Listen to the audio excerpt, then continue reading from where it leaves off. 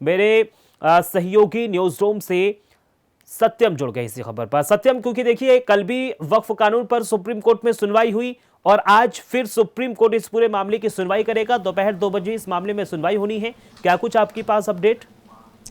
देखिए, कल भी इस पूरे मामले को लेकर सुनवाई हुई, क्योंकि विपक्ष की तरफ से और मुस्लिम समुदाय की तरफ से करीब 70 से अधिक याचिकाएं सुप्रीम कोर्ट में दाखिल की गई थी और इस पूरे मामले को लेकर सभी की निगाहें टिकी हुई थी। और कल 16 अप्रैल, जिस तरीके से 16 अप्रैल को कल सुप्रीम कोर्ट ने सुनवाई की, तो इस पूरे मामले को लेकर सुप्रीम कोर्ट ने अभी तत्काल प्रभाव से इस कानून पर रोक लगाने के लिए साफ तौर पर इनकार कर दिया। साथ ही उन्होंने कहा कि इस पूरे मामले को लेकर, वक्फ को लेकर जो हिंसा हो रही है उस पर उन्होंने चिंता जताई और साफ तौर पर कहा कि ऐसा नहीं होना चाहिए और केंद्र सरकार और उसके साथ ही राज्य सरकार पर इस पर चिंता व्यक्त करनी चाहिए और यह हिंसा जो हो रही है इसको तत्काल प्रभाव से रुकवाना चाहिए। देखिए अब्दुल, मैं आपको बता दूं कि मुर्शिदाबाद आपने देखा कि किस तरीके से एक यहां पर गढ़ बन गया था पश्चिम बंगाल में और यहां पर भारी हिंसा हुई और 3 लोगों की मौत भी हो गई।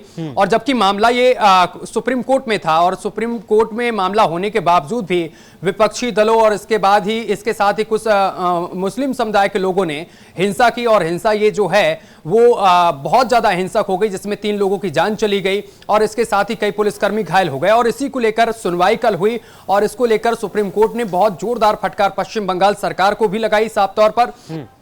साथ ही आपको यह भी बता दें कि आज भी इस पूरे मामले को लेकर सुनवाई होगी। दोपहर 2 बजे इस पूरे मामले को लेकर सुनवाई होगी, क्योंकि बताया जा रहा है कि 70 से अधिक याचिकाएं दायर की गई। और सबसे पहले आपको बता दें कि AIMIM के अध्यक्ष असदुद्दीन ओवैसी की जो याचिका दायर की गई थी उस पर कल सुनवाई हुई और जिसमें पक्ष और विपक्ष के जो वकील थे उन दोनों में काफी तीखी बहस हुई। लेकिन अब ये मामला जो है बहुत आगे तक चलेगा, क्योंकि अभी फैसला आना मुमकिन नहीं, क्योंकि याचिकाएं बहुत सारी हैं और सभी याचिकाओं पर सुप्रीम कोर्ट एक तरफ से सुनवाई करेगा। और फिलहाल अभी तत्काल प्रभाव से इस याचिका पर रोक लगा दी गई है, यानी कि अभी इस कानून पर पूरी तरीके से ये कहा गया है कि रोक नहीं लगाई जाएगी। लेकिन विपक्षी दलों ने साफ तौर पर इस कानून पर रोक लगाने की मांग की थी, लेकिन सुप्रीम कोर्ट ने साफ तौर पर कहा है कि इस मामले की अभी सुनवाई लगातार जारी रहेगी। लेकिन जिस तरीके से हिंसा हो रही है तमाम राज्यों में, सबसे अधिक देखने को मिला है कि पश्चिम बंगाल के मुर्शिदाबाद में हिंसा हुई, जिसमें 3 लोगों की जान चली गई। इस पूरे मामले को लेकर उन्होंने चिंता व्यक्त की है और पश्चिम बंगाल सरकार को फटकार भी लगाई है। लगातार सत्यम, ये कहा जा रहा है कि ये जो प्रदर्शन हो रहे हैं वो एक दबाव डालने की कोशिश की जा रही है कि हम दबाव डालेंगे तो सुप्रीम कोर्ट इसमें अपना फैसला सुनाएगा और ये जो कानून पारित किया गया है उसको कैंसिल कर देगा। कहां तक ये बात आपको साबित सही लग रही है? बिल्कुल, देखिए सुप्रीम कोर्ट की तरफ से दलील दी गई कि जो हिंसा वगैरह होती है उसका मकसद यही होता है कि हम इस तरीके का माहौल गढ़ देंगे देश में जिससे कि सरकार या फिर कोर्ट दबाव में आ जाए और दबाव में अपना निर्णय अचानक से बदल दे। और ऐसा हुआ है, कांग्रेस के शासन में